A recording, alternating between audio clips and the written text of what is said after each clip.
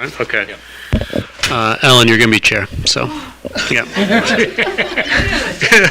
The minute you walk in, It's right there. It should be right in front of you. Yeah. I just, one more time.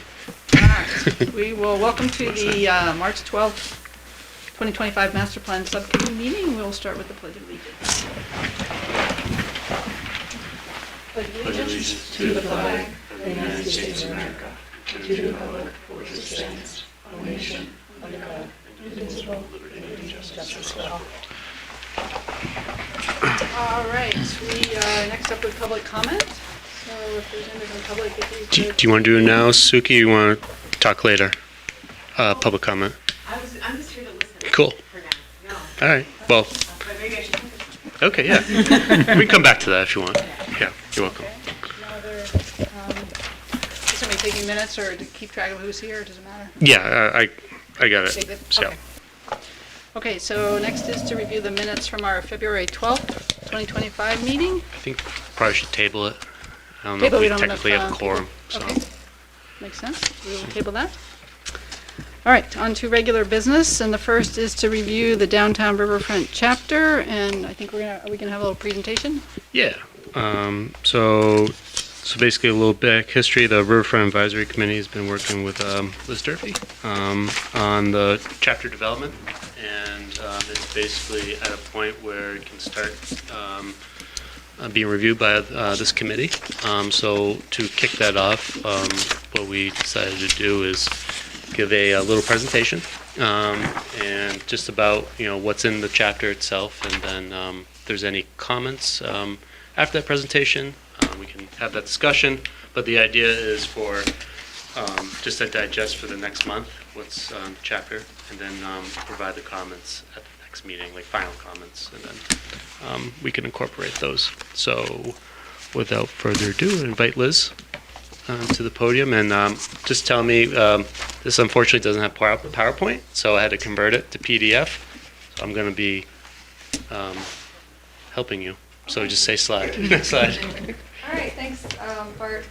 Good evening, everyone. My name is Liz Durfee, planning consultant with EF Design and Planning, and I've been working with Stratford Regional Planning Commission on the master plan and this chapter in particular. So what I've done is include some kind of highlights and a lot of photos mostly, and then also the high-level goals for the chapter, just to provide some structure to this presentation. And then I figured we might have comments, questions. I've heard that the subcommittee is interested in the vision statement, so I have all the text, but I think you probably all have the printed chapters as well.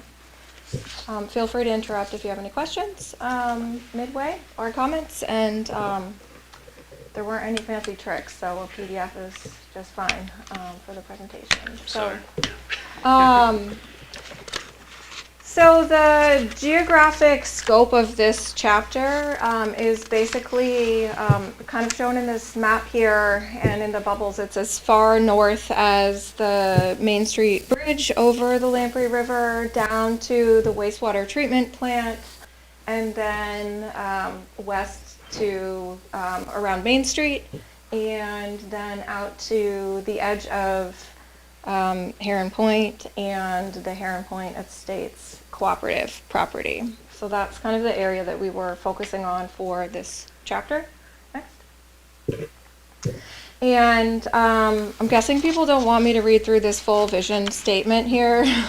So I'll breeze through that right now unless folks want to kind of focus on the language at all. I'm not sure what you've done in the past with the master plan chapter review, but I wanted to have the whole vision statement here. It's in your document as well. Kind of captures just the high level items from the chapter itself. So I'm going to go through the 5 themes, and the bullet points on these slides show the overarching goals that we've kind of bucketed the specific recommendations under. So we have 3 main goals for the vibrancy theme, and that is celebrate the social, economic, and natural history of the downtown riverfront area, incorporate arts and culture into riverfront improvements and events, and maintain and enhance the amenities of town-owned properties. Some of the key areas that we covered in this part of the chapter were Shanda Park and specifically the concept plan that was prepared during the Plan New Hampshire design charrette, which is on the top right there, which has sort of a number of items that touch on resiliency and connectivity and other bits and pieces that are scattered throughout the chapter. So we stuck it in the first section so that we could sort of refer back to it. We also talk about the history a little bit, the weir, the mills, and some of the needs and opportunities at Shanda Park.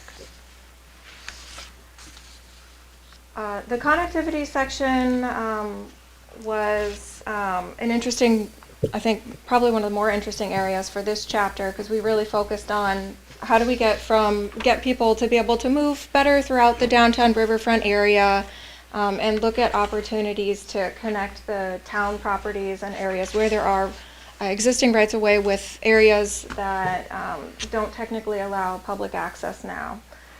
The four main goals that we identified for the connectivity theme are establish a cohesive river walk, enhance the connectivity of Main Street, Commerce, and the Lamprey River, seek creative solutions to strengthen the connectivity of all town-owned properties in the vicinity of the downtown riverfront, enhance connectivity of the downtown riverfront, Newmarket, and amenities in sort of the broader region surrounding communities.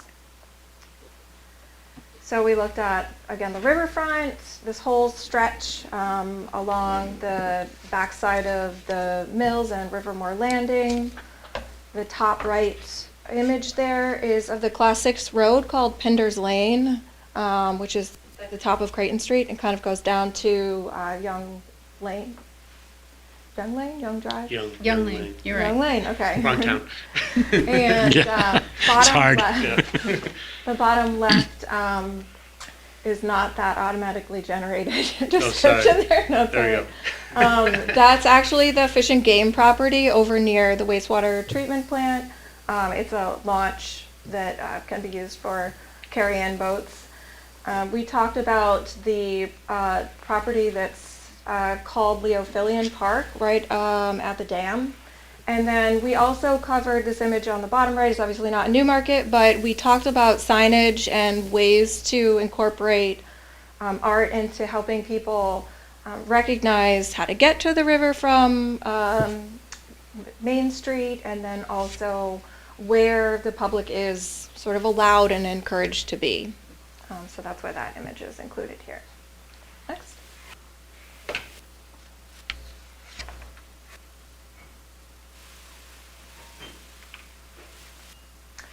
In the accessibility and affordability theme, we have 5 themes: ensure that all community members have access to the riverfront, improve water access points for motorized and non-motorized watercraft, continue to offer free and low-cost programs and events in Shanda Park, seek opportunities to utilize public-private partnerships to establish and maintain spaces that are welcoming to the public, and approach planning and design projects from a multifaceted and integrated perspective that allows funding, efficiency, coordination across departments, boards, commissions, committees, and regional partners.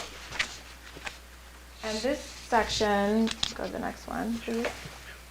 We kind of focused on access for pedestrians, access for water users, boaters, and looked at some of the challenges related to where people can launch boats, where people can access the water, Heron Point access, and things like that.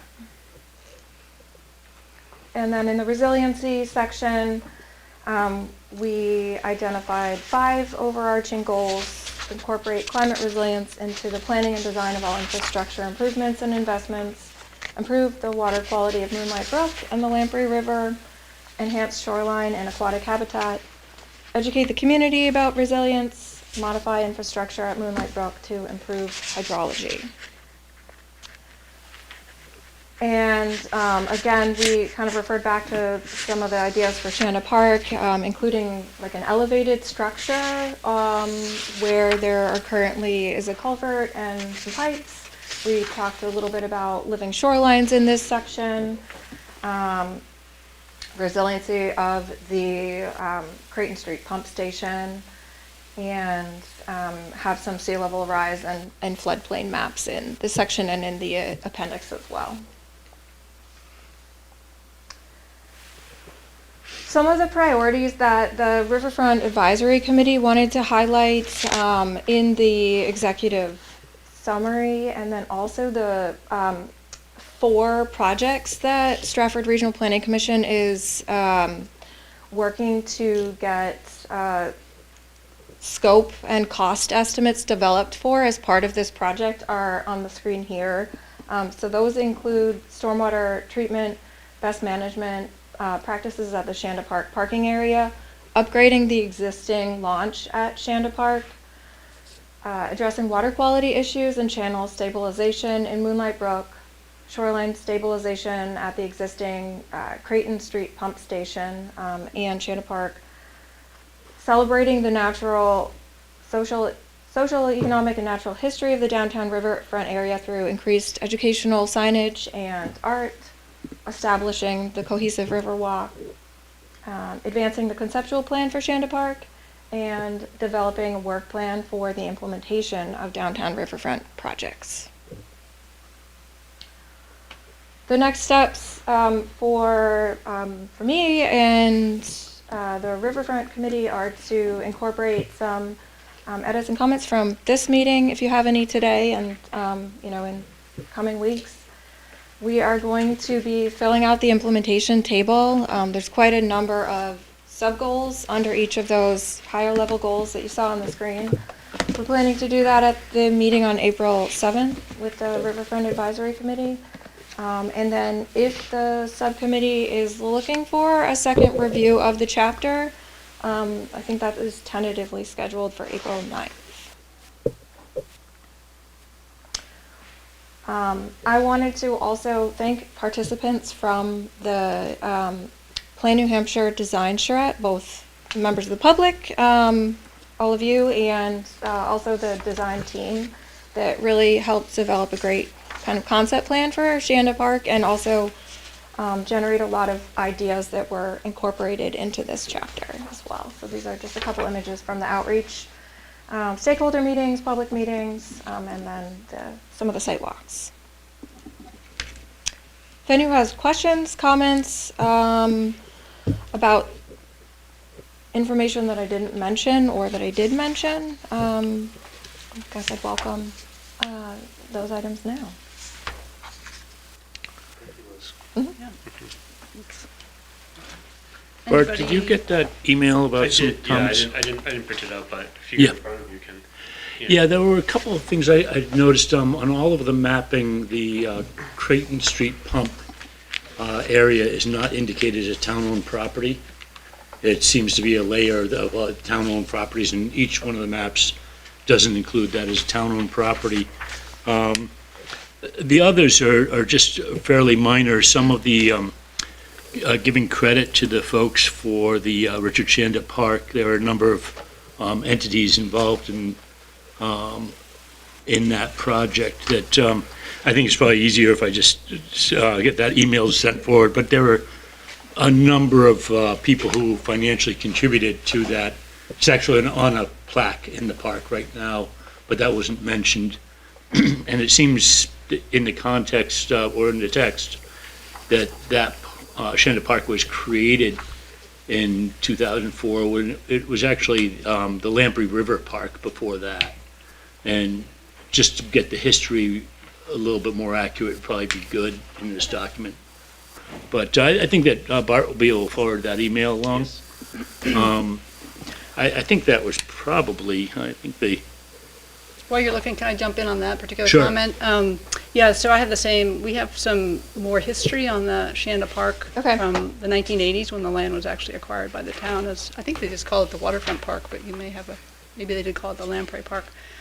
And that was from state and federal grants, so I can send that to you. And And then it was renamed the park in Shanda Park in 2004, so all that is right. But the other thing really interesting about the original acquisition in the 80s, it was Land and Water Conservation Fund, which is federal state funding, and there were three components. One was the acquisition of the parcels. The second was for the boat launch. So I think that's when the boat launch was. Does that sound right, or was that boat launch Well, the always boat there launch and it was had been there, improved? but it was improved. It was historically improved. Yeah, and then the third part, which is very interesting, is the parking. So my reading of the documents, and you have documents and we have them from the state, is that the parking was specifically for the park.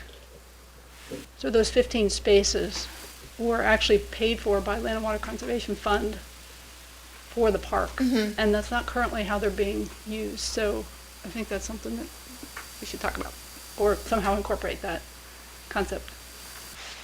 Yeah, that's something that came up with the riverfront advisory committee, so it is definitely something we can loop back on. We had talked about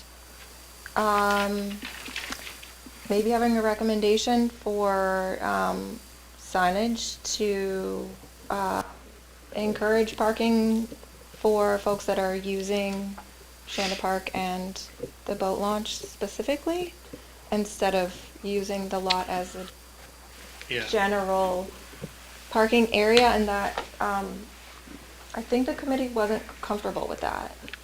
Wonder, so Ellen, are you saying that because of the funding mechanism, those spaces can only be used for the park? I think that was the intent. And I think that when I talked to the staff, they have a new staff person in the Land and Water Conservation Program at the state, and I can get you her name. I can't quite remember off the top of my head, but she's actually the one that's going to look at all existing projects and go back out to all, because they're supposed to check to make sure you're still fulfilling what you got the money for. And for the most part, I think the town is, but I think the parking question is pretty interesting. And so I think she is planning to come out this spring. And so maybe we can coordinate that with the Riverfront Advisory and get some input in terms of what their interpretation is on that parking. Yeah, yeah. Because I think right now it's considered a town parking area, right, for anybody? Sort, yeah. Yeah, except for the the spaces for the boat launch for people with trailers. Great, thank you. Yeah, so I can send you that. And Yeah. I'll send you those documents. Okay, so a little bit more history of Shanda Park, filling in kind of those extra pieces of the process of the park becoming what it is today, and then focus on the parking. Yeah, I think bit just the more. history, because it's, History. you know, Yeah. was the intent. I will look into the pump station. I'm not sure why it's not showing up as town-owned property in the data layer. I didn't actually check the town's parcels, and I will. I but think we'll- our online GIS is also incorrect, so it's Okay. probably the same. Oh, okay. But it is town-owned, so that's Yes. easy to Yes. just change. Okay. Okay. Bart's working on a new Okay. app, so. Yeah, I got Okay. I'm very sure it's very But, accurate. but while we're looking at those two maps, if you look at the well, both of them, the location map. So on the north of Bay Road, not that it's critical for this effort, but there's a parcel off of Bay Road that was supposed to be open space as part of the original platted development, and that never occurred. So that, we're taking that off the conserved land. Is that what we agreed to, right, Bart? The big one in the top right? It's like a horseshoe? Yeah. Yeah. Oh, okay. So that is not conserved land. Okay. And the reason for that is it's not vested, so it's like a subdivision plan that didn't get vested. So it never completed it, so, And it's probably more important for the land use and zoning yeah. discussion, so, just so people know that Yeah. that's not conserved. And I think I'll send you a few more things about Heron Point Sanctuary that I think are, Great, thank just a you. few things that I think would be helpful to just flesh that out a little bit. Okay, perfect. Overall, I think it looks excellent. So it's really nice to see so much information that's almost been lost in time be put back in a document. It's really nice to see that. Yeah, it's really good. And I was like, wow, I was telling Bart earlier with the photos, like, wow, this is a really nice town. Yeah, we're lucky there were a lot of photos from the charrette. Yeah. And also earlier on in the year, so I didn't have to run out and take photos in the snow, so they do help that we're clearing that. No, that's really good. Yeah. Any questions, Jane? No? Okay. So what's the timeline that you need comments to on this draft? I did it before the next meeting, so, I mean, it's just, I don't, so I guess the question is, do we want to come back and talk about it? Are we pretty confident it's in a good state, I would think so. just with minor edits, and then we can Yeah. incorporate Yeah. everyone else's that hasn't? So, I guess between now and the next meeting, or Maybe maybe this a week. little after, can we just wrap things up? I think what we want to do at the next meeting is just make an official recommendation to, send it to planning board. Just to follow the procedure. You don't necessarily have to, but I think it'd be worth just checking in with everyone, because they'll have basically a little less than a month to review it, so. And I think it went to the Conservation Commission, so they may or may not have any comments. Right. So I think right now what we do is just funnel all the comments to Liz at this point, and then kind of wrap things up. And the Conservation Commission got the recommendations as well, You mean the, like the table? Yes, they should have got everything. Maybe- I don't know, I don't know if they got that. No? Okay. Well, we'll provide it. Yeah, Okay. that'll be fine. Okay. Thank you. Well, the Riverfront Advisory Committee will be looping back and doing the implementation table, building it out, and kind of maybe doing another once-over of the recommendations on April 7th as well, so. Yep. Actually, I It's think 14th, 14th. yeah. They decided they're gonna go with the 14th. Oh, okay. Yeah. That makes So it's just a sense. little after, so. Yeah, I think if you have any comments, just send it over to Liz. Okay. Just CC me. And then, we'd basically have the riverfront, I would say, if everyone's comfortable, have the last pass. Yep. And then we just move from there. Okay. Yeah. Thank you. Yeah. Thank Thanks, you. Liz. Thanks, Liz. Thanks, Liz. All right, next up is the review of the transportation chapter.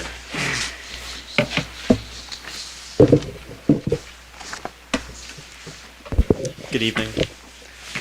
I think yours is the only face I don't recognize, so it's... I'm Jane. Hi, I'm Mark Davey. This is Colin Lentz. We're also from SRPC, so pleased to be here, pleased to be doing the transportation chapter. We had a really fun time working with the Public Transportation Advisory Committee. We can get going. Oh, sorry. Yeah. All good. So why do we do a transportation chapter? Obviously, the town's doing a whole master plan update. It's good to have all the topic areas interconnected. It's a good time to have conversations about all the things that overlap. It is interesting to me that in New Hampshire, under state law, only the land use and the vision chapter are required, but transportation is the first listed for the optional chapters underneath that. So it's just a good gathering place for ideas, and obviously a master plan is kind of like a snapshot of current events in a community at one time. So in looking through the 2001 transportation chapter, it was interesting to compare what the town's priorities were then versus now, and I'll get into that in a second. It's useful to have a lot of those snapshot factors documented in applying for funding for different projects. I think the transportation alternatives funding for the bridge the pedestrian bridge is a really good example of that. The state likes to see those things documented by the community. So it's been a very long process. It's been massive engagement effort for all the chapters. There's the survey, obviously, and we had 3 main transportation questions included in there, and then we had 3 supplemental tacked on to the end if people wanted to stick around and give more detail. So I have included the age group split of that for the whole chapter. We got about 260 responses for those 3 primary transportation questions, and we got about 160 for those supplemental ones at the end. We had questions about priorities of transportation just generally. We had folks rank where they would like to see more connections in the transit, in the bicycle and pedestrian network.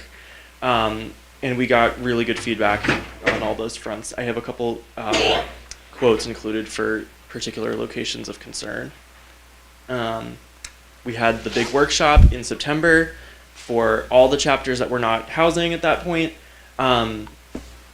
We had this printout of a couple of different street arrangements that could work for a town's main street, and had people use little sticky dots to figure out gauge their interest. But largely it was conversational, and people told us that, just like in the survey, that parking is a huge issue in downtown Newmarket, and they want to see more lit crosswalks, just like the ones up towards the mill.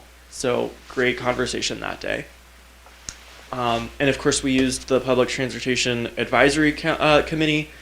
Despite the name, they were willing to talk all things transportation. So I think our first meeting was September, and that was just a high level brainstorm, get it all out on the table. What do we want to talk about? What do we want to address in the chapter? October, we did a review of that 2001 transportation chapter. Looked through all the goals and assessed, were these completed? Were these ever feasible? Were they partially completed? Which ones do we want to carry forward into the 2025 plan? We broke down some of the data that was included in that iteration of the plan, and they seemed to really enjoy that. In November, we did a mapping activity, which you see pictured on the right.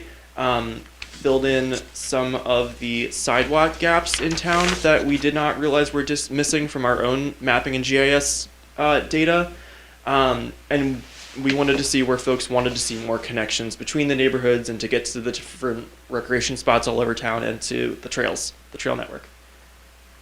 And then December we did a goals workshop, and then January, February we presented drafts of the chapter. Anyway, as you know, we've had these 5 themes across the entire master plan, and we found a good topic, a good pace for conversation for under each of these themes. Vibrancy, we stuck with a lot of the walkability, liveliness, local business element, and drawing people to downtown. Connectivity, we talked a lot about the regional context and who's traveling where to commute, little bit of the public transit. Accessibility, we really leaned into the safety aspect and talk about some of the streetscape downtown. Affordability, we really leaned into the public transit and talked about some of the transportation challenged groups. And then resilience, we talked about a little bit of climate change and some of the maintenance and community facilities. I'll let you talk about. If I haven't met you, my name's Colin Lentz. Been working with Mark on this chapter. Just some of the highlights that's in the content for the chapter, thinking of vibrancy depending on humans interacting in Newmarket and getting to the downtown, getting to parks, restaurants, other businesses, and how the transportation system can facilitate that. Multimodal access, the Public Transportation Committee, it's in the name. The idea of improving transportation mode options, bike, walking, vehicle, bus, and micro mobility, the little e-scooters and stuff that are kind of expanding. And then we talked a lot about the village core and the success of that design and expanding that and the streetscape down there as the village core expands and new businesses pop up on the periphery. Thanks. Was this me? Is that you? That was me, yeah. It all kind of blends together at the end here.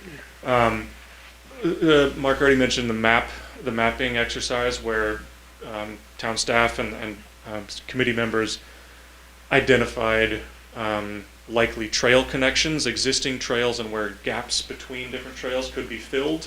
The really obvious one that floated to the top, I think, for me was the trails that students between the schools are already using and are informally signed, and that could be making those a little more formal and clearly delineated could be top of the list. Connections to not just within, but without outside the town. This survey asked for priority connections, one of which being up to Durham, UNH.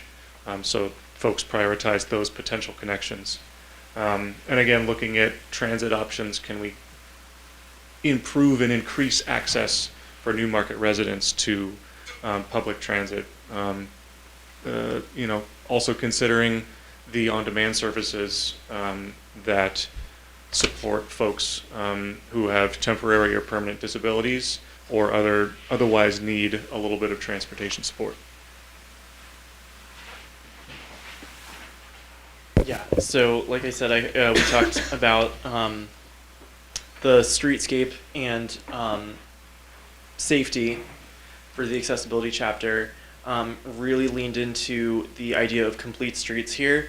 If you're not aware, complete streets are the idea that you're fine-tuning a street to the context that it's found within. So for a downtown street, you might, in a major city, you might make sure there's room for the transit and the bike lane and maybe parking on the other side. On a rural context, you might not need all of that, but you're still finding a way that it's to make it inclusive for the entire community. So we were very intrigued by the local road typology that both Lebanon and Portsmouth, New Hampshire have started toying with. And we did a little bit of research on what that could maybe look like in Newmarket. The other big piece is reducing reliance on just signage and enforcement and seeing what kind of visual cues we can add to get safer speeds in Newmarket, not just in the downtown, but on Packers Falls Road where all those bikes love to go, or what's that called on the Newmarket side? Same thing. Okay. Yeah. So it was all about that. Affordability, hot topic in Newmarket is the loss of both UNH route, Wildcat Route 5, and Coast only has the Route 7 on demand now. So this graph is the ridership of those currently. What's interesting for us at SRPC, watching this Coast situation unfold since COVID, and they've had to alter and cut different routes, but the mainline transit network where you go to the regular bus stop and take the route to where it's going and then get off and walk to your destination from there, that ridership is just now catching up to where it was before COVID. Demand response, also known as paratransit or ADA transit, that has vastly already exceeded the ridership they saw before COVID. Kind of just a reflection of the aging demographic of New Hampshire. So we also did a little bit of research on what it would take to get Coast back to Newmarket should the town become interested in that. There was a question about it in the survey, and how to get an Amtrak station if that's also something the town and the residents would be interested in. Took a look at ridership of the Downeaster, and that's also just now catching up to where it was pre-COVID.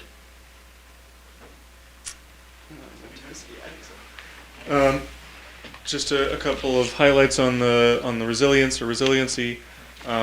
Obviously, vulnerable infrastructure with larger storms more frequently these days.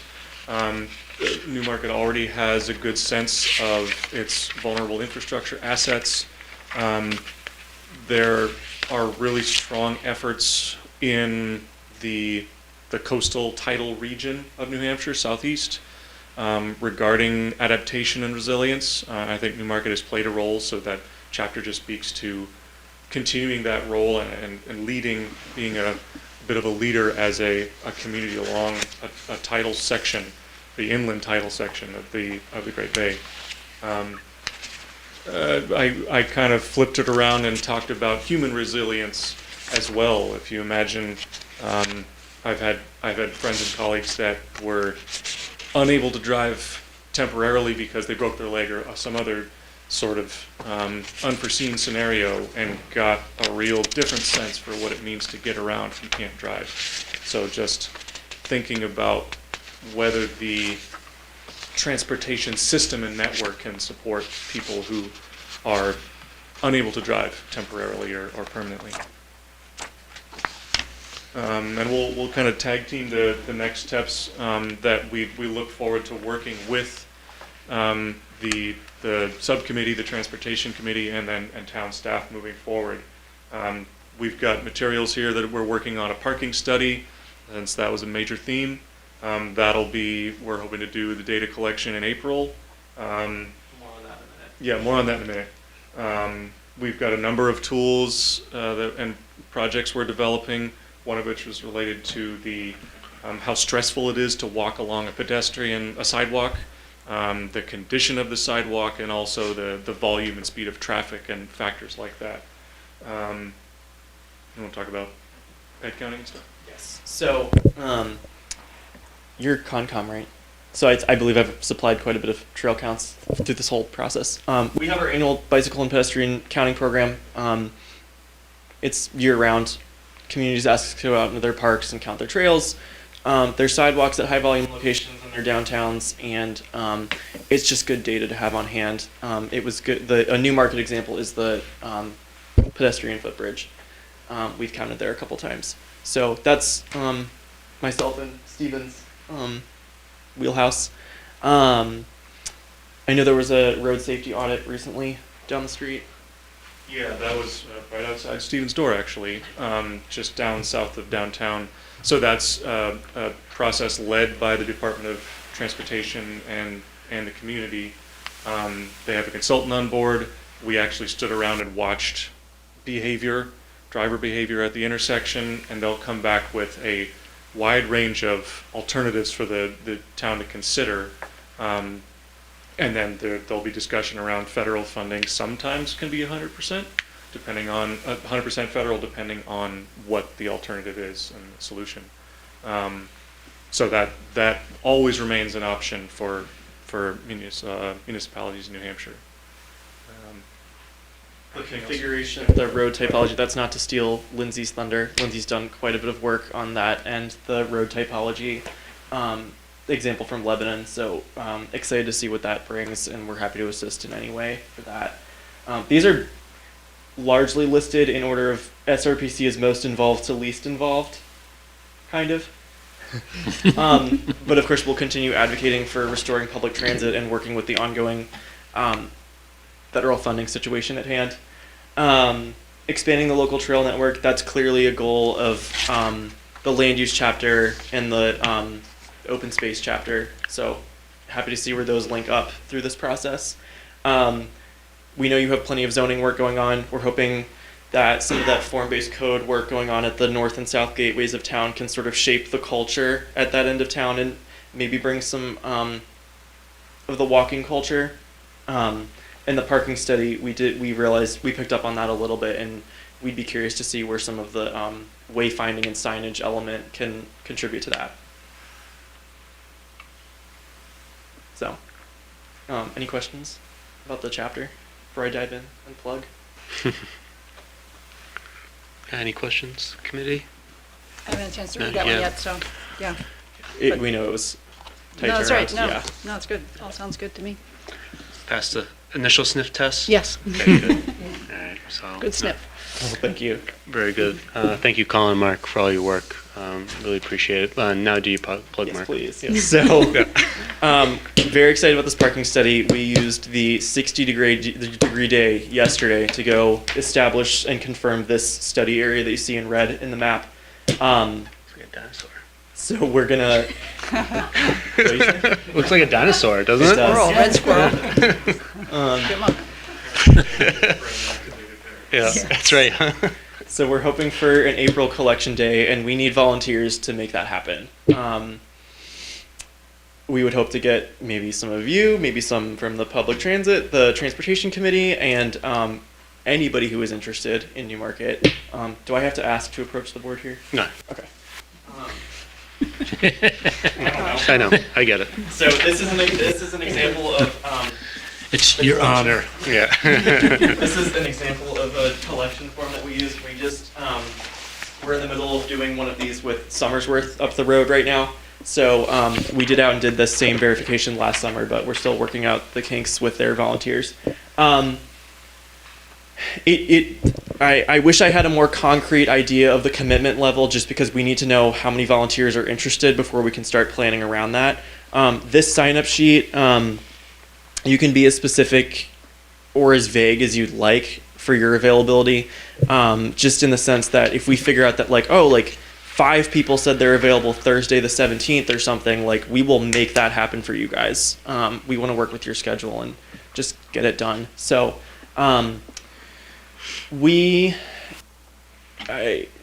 Stephen can correct me if I'm wrong, but I think the idea is that we will make routes within town to go around all the different lots and figure out what the utilization is. And we will be tracking license plates. That's why it's set up like a grid on that piece of paper, and seeing how long people are staying. Are they following the posted signage for that lot and the hours that are required or the permit or what have you. So once, like I said, once we have an idea of volunteers, we'll have more of an idea of the commitment needed. So feel free to give us your contact info and we'll be in touch. Do I remember correctly that it's we're doing like a weekday and a weekend day Yes. for like evening, or is it's like middle of the day, or kind of, I forget the hours between Somersworth and Newmarket, but it's basically a weekday, 20-minute or slightly more. Well, it'll be more than 20 minutes. Yeah. The commitment. So regular, each route is done on a repeated basis. Yes. So ideally, if we have 3 routes, we would have at least 6 people so that they could alternate. We have pairs alternating on each route. And we'll have myself or another person stationed here or Somewhere downtown. centrally Yeah. to collect the forms and troubleshoot and things like that. So ideally, we would have a person who could dedicate a good portion of the day. We would probably think like an AM, a PM, and maybe even an evening shift, but It's hard to plug just one person in Yeah. for like an hour, yeah. but more to discuss. I'm not sure I quite understand what you need the volunteer to do exactly. What would You're take- watching the cars in the lots. Okay. There is a pre-described route that'll be explained like what's on there. Mhm. You'll have a clipboard and write down license plates as you go. And so when we, every hour, just say every hour, that'll be repeated, Okay. each route. Yeah. And so we'll collect each form each hour and then be able to compare same license plate, same place over 4 hours.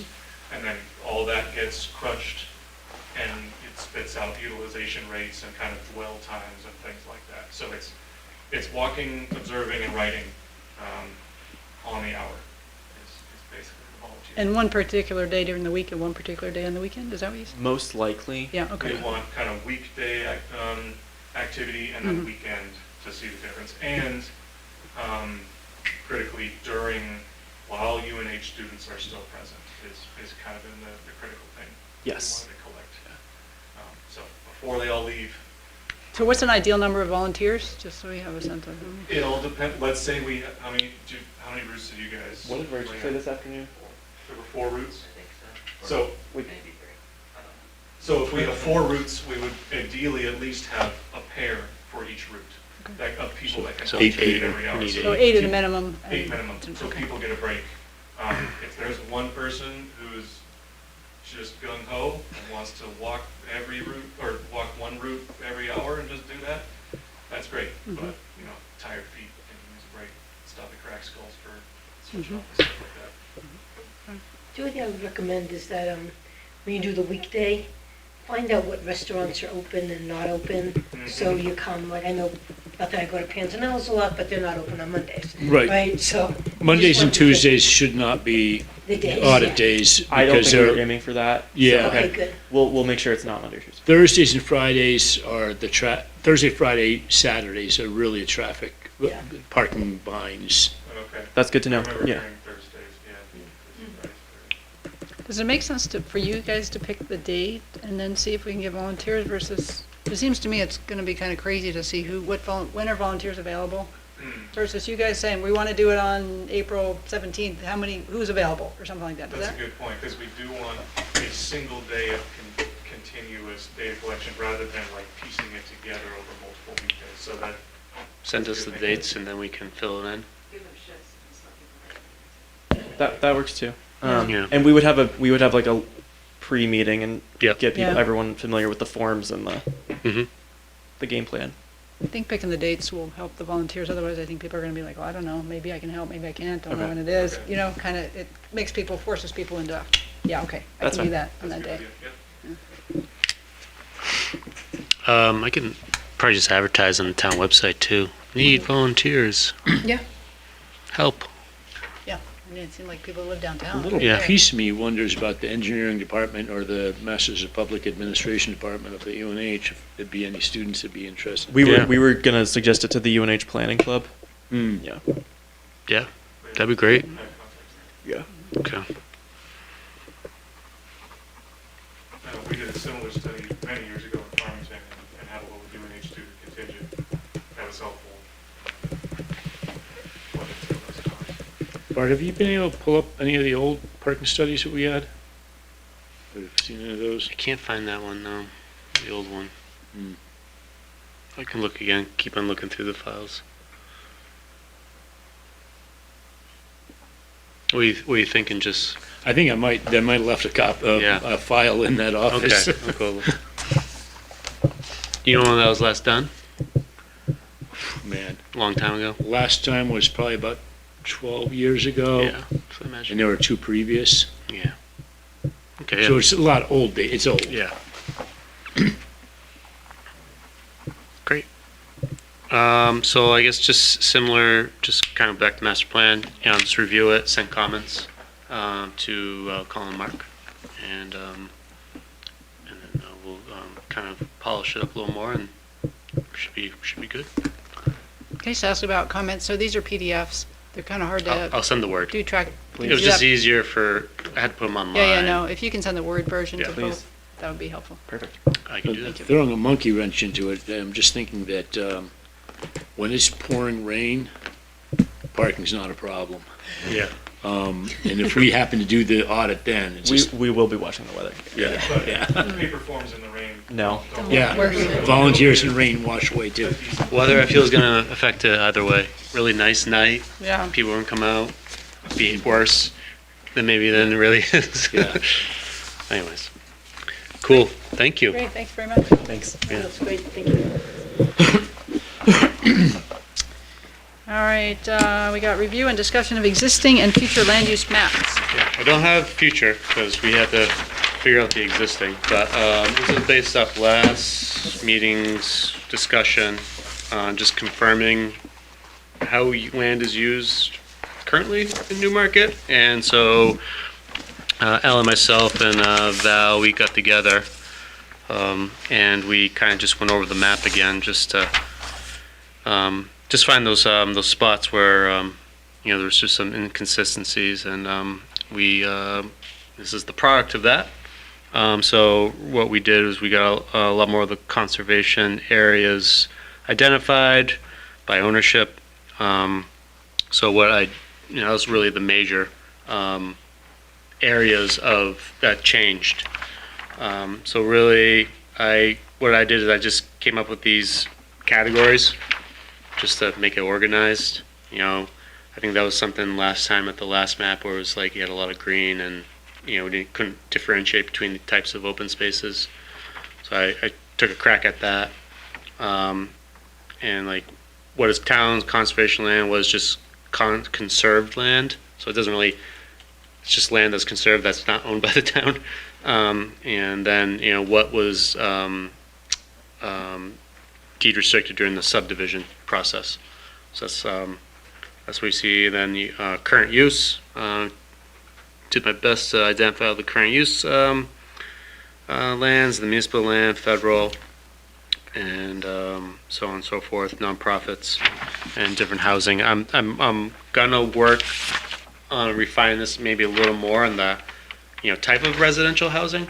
Like just at the scale. Is it a single family, duplex, multifamily, whatnot. That'll give us a little better picture of where those land uses are. But I think moving forward with the land use chapter, this is a good baseline or attempt at a good baseline. So we can definitely work on the colors if that's a little more confusing, but I try to make it as kind of identifiable as possible, easy to read, easy on the eyes. And then what we do, once we agree on this, we can forward this to Jackson, and then he can kind of get to that point where, because what I really like about what he provides, that land use map, kind of show like the vegetation too, like how it actually is. Not just say, blanket parcel and color it once up. Yeah, so that's all I have really update there, and then I'll work with Lisa Murphy, SRPC. We'll start to, because I think it's Lisa on this one, I believe, right? For land use. Yeah. Yeah. Yeah. And then we'll start to get in more detail on those chapters, working on that. Do you have the copy of this, Suki? I don't. No? I Sorry. I I just. Oh, thank you. Yeah. It's.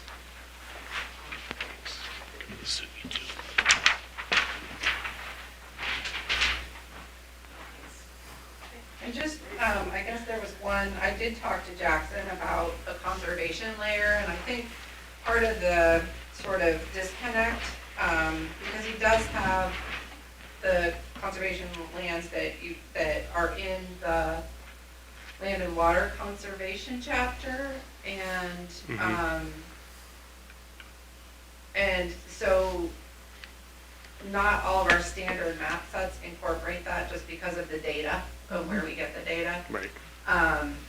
And so he just wanted to, make sure that we're just being consistent with, that chapter and so just that we're using the same land use conservation layers between those chapters. Yeah. So what I was gonna do is send him this shapefile, Okay, so that can be incorporated in all his future maps. okay. So basically yeah, what I did is I just want to make sure. I created a new, basically attribute table, and Okay, so it should be really easy to, pull over, and great. it just identifies each parcel as, residential open space, as in the legend.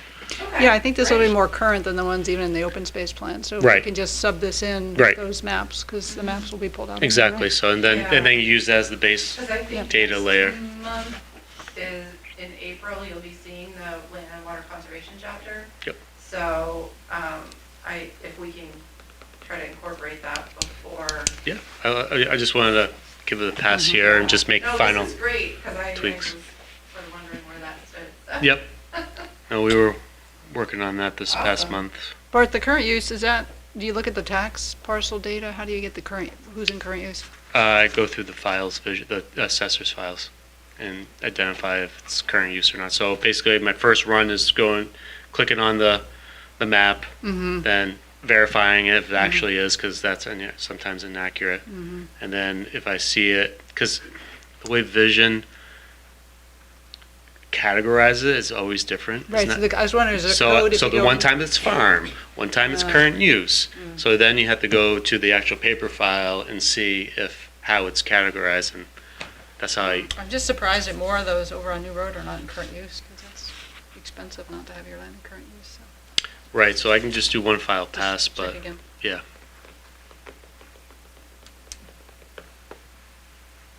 Great, no, looks good, lots of colors. Yeah, I mean, some of it's gonna be, current use, but single family too, so. I think that's what will be nice, transferring this base layer data over to Jackson, so then he can put the coverage. Colors, yeah. Yeah, on top of that, and then it'll be nice. It'll look a lot better, and it'll be a little more accurate if you were a bird looking down. So, And just to know, because I know you did this, is that the municipal includes both school and town correct. Yep. land? Yeah, Or- I didn't differentiate Yeah. between that. So, Fine. and same thing with the water, conserved water parcel, like Tucker. Tucker well and whatnot. I just threw that under municipal land. Yeah. So that's just an update on that. And then again, I don't have the Gantt chart on me, but we'll be working on that existing future land use chapter soon. Or, yeah. Any questions?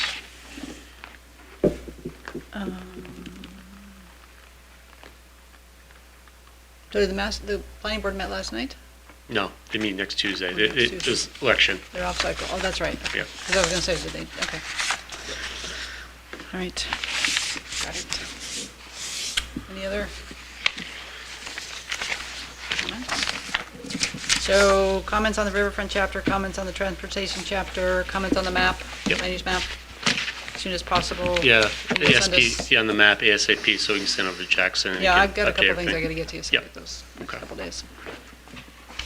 So were you thinking that you wanted staff to come back in April from tonight's meeting, or, okay, No, okay, I think, for those two chapters just discussed, yeah. I don't think so. Okay. Yeah. All right. I think what we can do, if there were any Just questions, pass along yeah. any other comments that come up at the next meeting. Yep. Yeah, okay. And, yeah, so I think as of right now, we don't need any staff to come. Okay. But if it comes up in conversation or whatnot, then we can figure it out then. Okay. But does everyone feel comfortable with that? With the We'll have Kyle. next chap- Yep. Talk about the land and water conservation. Yep. I can't remember off the top of my head the other one. arts and culture? Arts and culture, That'll be you. that'd be me. Yeah, So, yeah. Okay. Yep. And Kyle's coming Thursday to our meeting, right? correct. I Yeah. believe he is, yeah. All right. Not motion to adjourn? I'll make a motion. Second? I'll make a second. All in favor? Aye. Thank you, everyone.